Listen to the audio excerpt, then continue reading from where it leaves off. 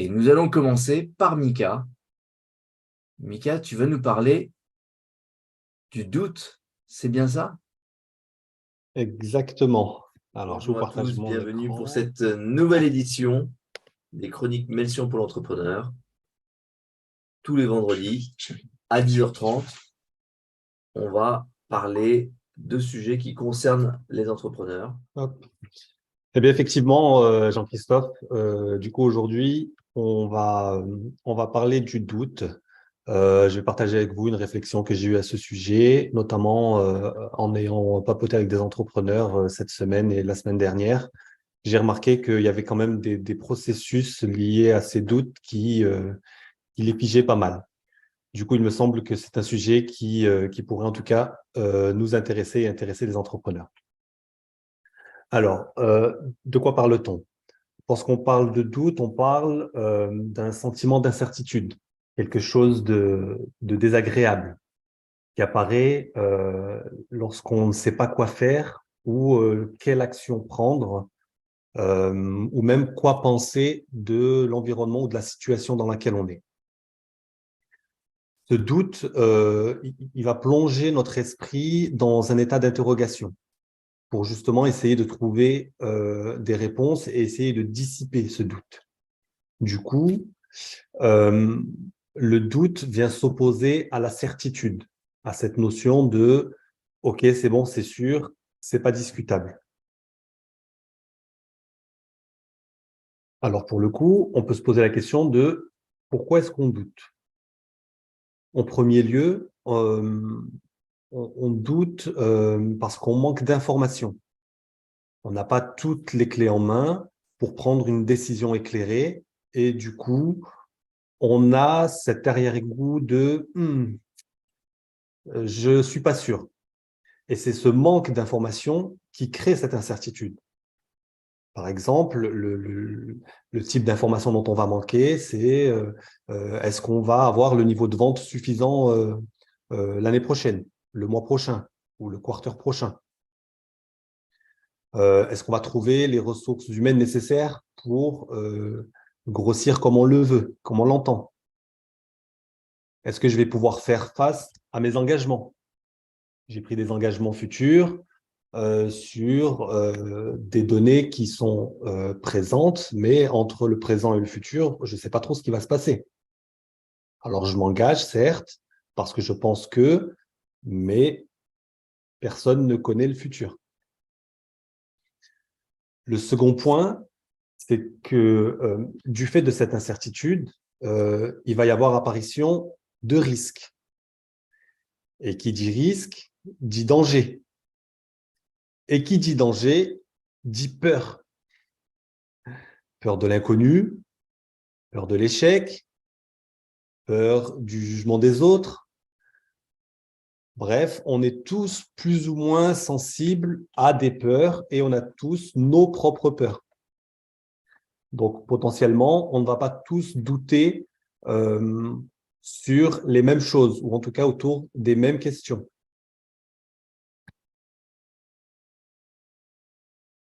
Du coup, quels sont les effets du doute? Eh bien, le premier point, tout d'abord, avant d'aller sur les effets du doute, c'est de souligner que le doute, c'est quand même une bonne chose. C'est même une excellente chose parce que le doute permet justement d'aller lever les incertitudes et permet de réduire justement ces risques en allant chercher l'information nécessaire. Et c'est bien là le problème.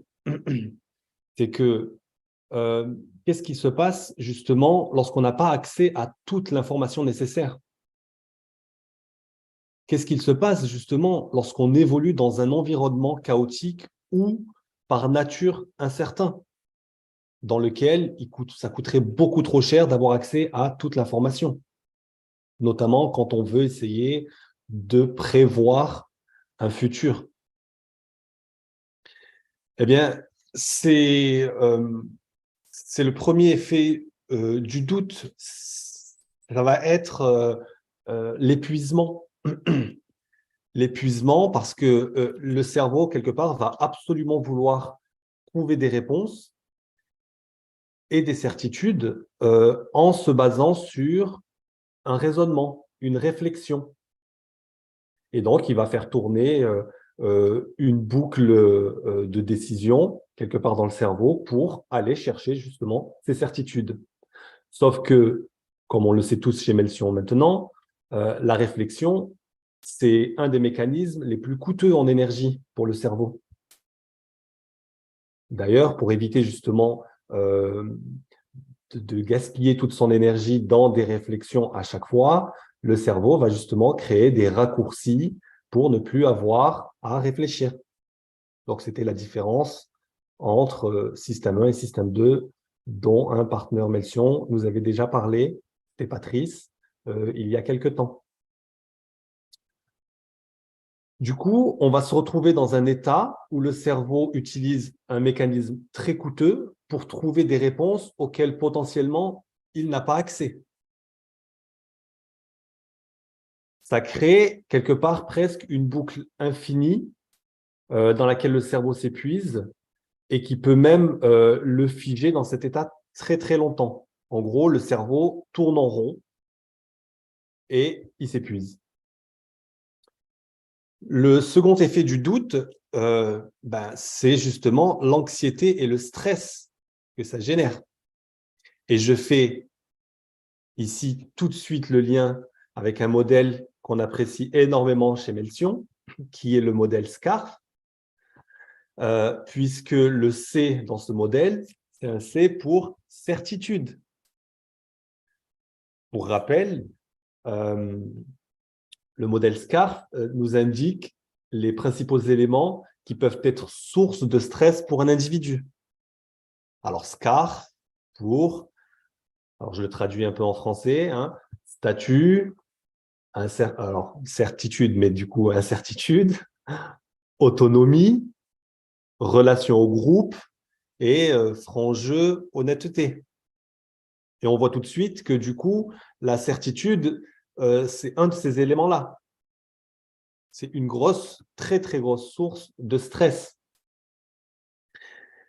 Et si on pousse un tout petit peu plus loin, on peut même remarquer que cette incertitude, elle va se propager sur les autres points du modèle.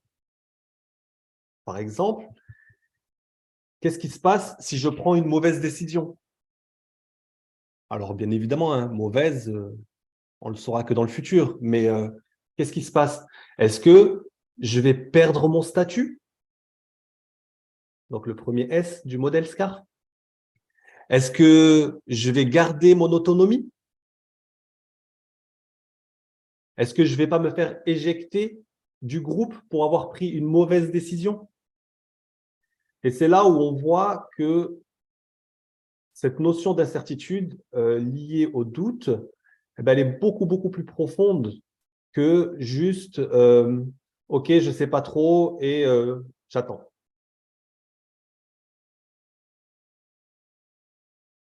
Tous ces points font que le doute génère un réel inconfort, vraiment, hein, et qui peut vraiment être bloquant si on ne trouve pas le moyen de se défaire de ces doutes. Alors du coup, qu'est-ce qu'on peut faire pour dissiper nos doutes? Alors on l'a vu, hein, la première chose à faire, c'est d'aller chercher l'information pour nourrir nos certitudes. OK? La seconde chose à faire, c'est d'être très, très attentif à son niveau de stress. Pourquoi? Parce qu'en écoutant son corps, on va pouvoir rapidement détecter des niveaux de stress inhabituels. Et c'est quelque part ce niveau de stress qui va nous indiquer que la certitude que l'on cherche à avoir, elle commence à nous coûter un peu trop cher. Et qu'il va falloir donc trouver une autre méthode. J'ouvre ici une parenthèse. Pour être attentif à son propre niveau de stress, il faudrait avoir dans ses rituels d'hygiène de l'entrepreneur une pratique méditative pour tout de suite détecter ces signaux. Et là, je vous renvoie pour cela à la chronique de Jean-Christophe sur la méditation ou les différentes formes de méditation. Donc, lorsqu'on détecte, qu'on a un niveau de stress qui commence à être anormal, ou en tout cas élevé, c'est peut-être le signal que la certitude qu'on cherche à avoir, personne ne va pouvoir nous l'apporter. Ou en tout cas, le niveau d'information que l'on recherche est inaccessible. Et du coup, il va falloir se rabattre sur un fonctionnement propre à l'entrepreneur et qu'on apprécie énormément pareil chez Melsion, qui va être revenir aux sources, c'est-à-dire l'effectuation. On accepte d'agir avec une information incertaine, avec une vision locale, moins globale, pardon. On essaie de contrôler que ce qu'on peut contrôler et on accepte qu'on ne contrôle pas tout. Et on va raisonner en perte acceptable. Puisque là, on va pouvoir quelque part encadrer le risque ou les risques. L'objectif, en revenant justement à l'essentiel, c'est-à-dire à une vision plutôt effectuelle, c'est de sortir de cette boucle de raisonnement qui ne nous apportera rien, ou en tout cas qui va être beaucoup trop cher, et de passer à l'action. Parce qu'en passant à l'action, on va commencer à matérialiser nos pensées et on va pouvoir avoir des résultats sur justement ces doutes et naviguer avec justement les retours que la réalité va nous donner. Il s'agira donc de faire le premier pas, qui sera un premier pas très difficile, mais nécessaire. Vous savez ce qu'on dit, hein, le plus dur, ce sera de se lancer, quitte à faire des choix arbitraires, puisque dans le doute, personne ne sait. Et j'irai même plus loin, personne ne sait et personne ne pourra vous en vouloir, parce que si eux savaient, ils auraient pu nous le dire. Donc, quelque part, il y a une certaine sérénité à faire ce premier pas. Et c'est un premier pas qui va commencer à être libérateur.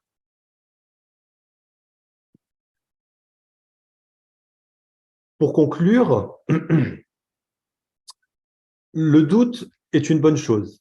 Et comme toutes les bonnes choses, lorsqu'on en abuse, ça devient néfaste. Le second point, c'est que rester attentif à son niveau de stress est une bonne stratégie pour déceler un doute excessif, un doute qui commence vraiment à nous pomper beaucoup d'énergie, à prendre trop de temps et surtout à nous figer. Et enfin, le dernier point, c'est accepter.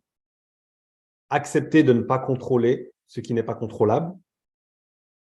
Accepter qu'on va se tromper. Accepter qu'on va faire des erreurs. Et c'est d'ailleurs là-dessus que je terminerai, c'est que tout ça nous renvoie à notre condition d'humain. Nous ne sommes que des humains et c'est le propre des humains de se tromper. Et ce n'est pas grave. On avance.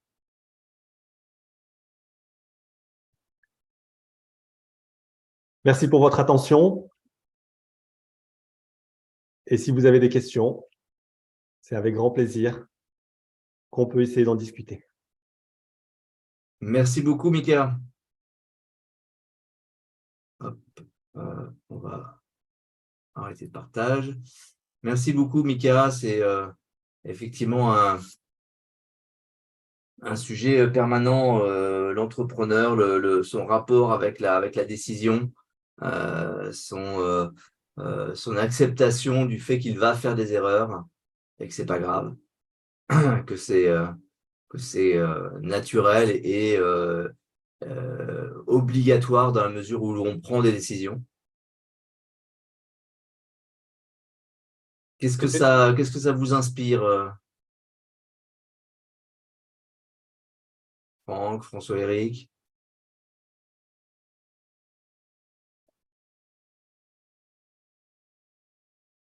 J'ai le sentiment qu'en fait, c'est quand on doute qu'on prend les meilleures décisions.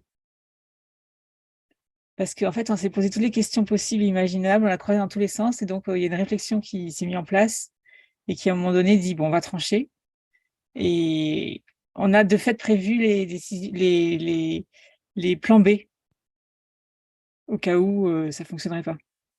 Alors peut-être pas les meilleures décisions, c'est peut-être pas exactement ça, c'est peut-être les décisions les plus efficaces et les plus raisonnées. Je Mhm. sais pas, Mika, si c'est ce que tu avais un peu en tête ou? Alors, effectivement, hein, les décisions les plus raisonnées. Et en fait, quand on arrive aux limites de cette réflexion, on se rend compte qu'il y a des moments où euh, le raisonnement atteint ses limites. C'est-à-dire qu'on essaye de raisonner dans un environnement dans lequel on n'a pas toutes les informations, et que si tu décides pas que c'est OK, j'ai pas toutes les informations, par contre, j'ai prévu effectivement scénario 1, scénario 2, scénario 3, si se passe ci, se passe ça, un arbre de décision hein, qu'on connaît. Hein. Mais quelque part, c'est de se dire, OK, avec ce niveau d'information, ben, je commence à bouger et je vois ce qui se passe. Mmh. Et effectivement, tant mieux si je tombe dans un des scénarios que j'avais prévus, ben, tant mieux, facile. Et si je tombe pas dans un de ces scénarios-là, pas grave. Effectuation. J'ai prévu d'aller à Paris en partant de Montpellier. Mon GPS n'a plus de batterie. Bon, ben, OK. Je sais que la direction de Lyon, c'est par là. Alors, effectivement, c'est pas tout droit. Hein. Il y a une bifurcation. C'est par là, ben, je vais par là jusqu'à arriver à trouver quelqu'un qui va m'indiquer une nouvelle direction. Mais j'ai pas d'autre choix. Parce que sinon, je reste bloqué à Montpellier, je ne bouge plus.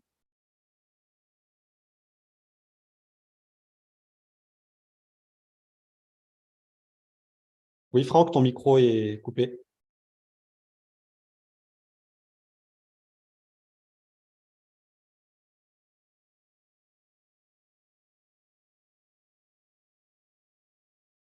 Et là, c'est C'est bon? bon. Oui, juste, je voulais dire que un des concepts évoqués qui me paraît clé et qui pourtant est un défi pour nous culturellement, c'est l'acceptation. Acceptation qui peut souvent être vécue ou considérée comme une forme d'abandon, de fatalisme face à des sujets qui pourtant s'imposent comme devant être acceptés, avec lesquels danser dans un mouvement quasi arts martiaux. Et je trouve que c'est l'un des gros sujets de ce thème. Voilà. Merci pour ton retour. Et effectivement, hein, l'acceptation, euh, je différencie l'acceptation du renoncement. Hein. C'est-à-dire que j'accepte en conscience que de toute façon, je ne peux pas tout prévoir. Et comme tu l'as dit, du coup, ça donne lieu à ce que tu as appelé une danse martiale avec la réalité telle qu'elle arrive. Et euh, pour citer une phrase qu'on aime bien chez Melsion, qui est celle de Mike Tyson, hein, euh, tout le monde a un plan avant de monter me combattre jusqu'au moment où je lui assène une première droite, quoi. Bah là, ton plan, est-ce qu'il est toujours efficace? Est-ce qu'il est toujours bon? Est-ce que tu vas le suivre et faire fi justement de cette réalité?